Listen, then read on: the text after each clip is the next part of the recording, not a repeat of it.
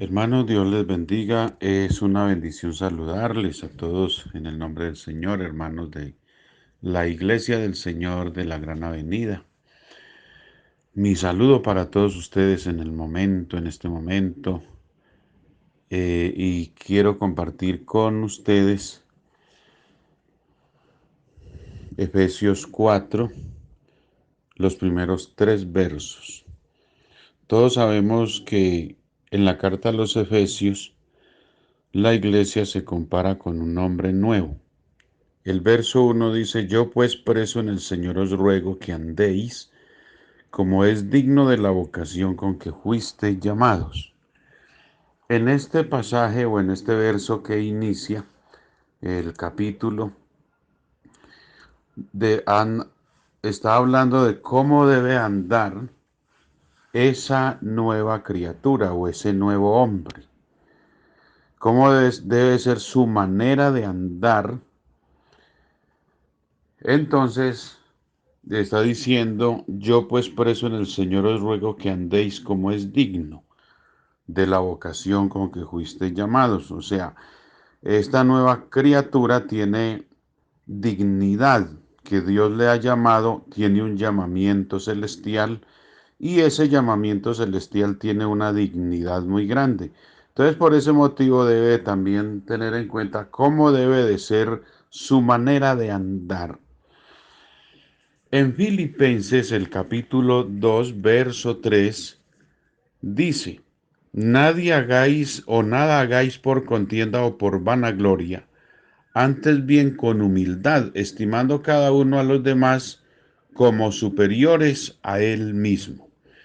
Entonces, nuestro andar según ese texto debe de ser con humildad, porque nuestro Señor Jesucristo es el ejemplo de la humildad.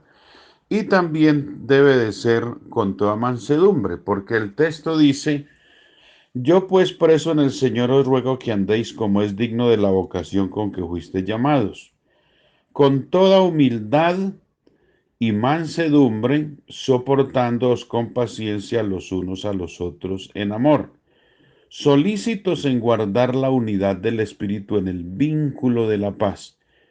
Entonces, nuestra manera de andar debe de ser con toda humildad, y segundo, debe de ser también con toda mansedumbre.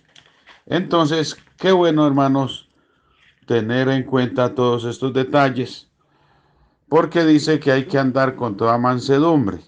Por ejemplo, Mateo 5, el verso 5, nos está diciendo, hablando de las bienaventuranzas, dice que bienaventurados los mansos,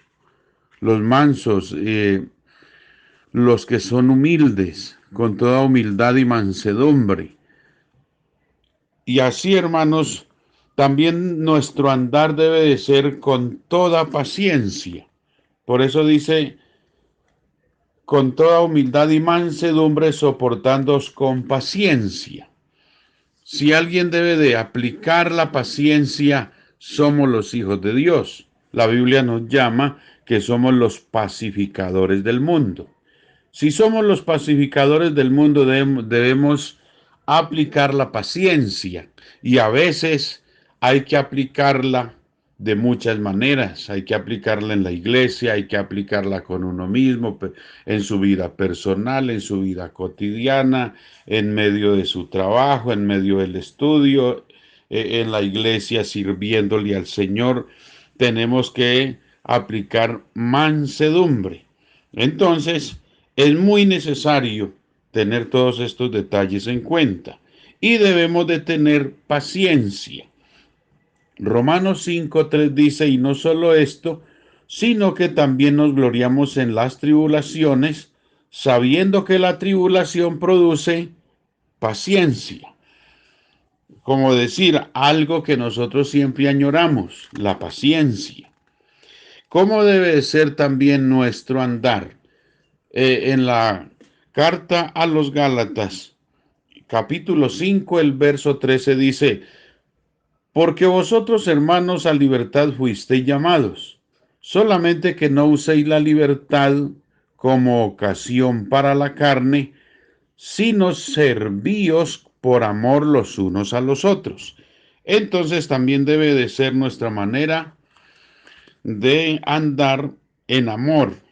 Por eso, en la carta a los Gálatas, el capítulo 5, cuando se habla del fruto del Espíritu Santo, dice de esta manera en el verso 22.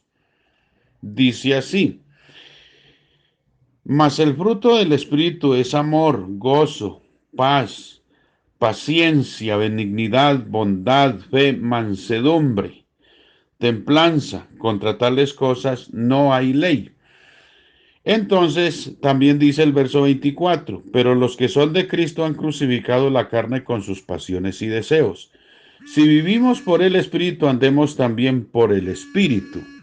Entonces ahí estamos mirando que debemos de andar guiados por el Espíritu Santo.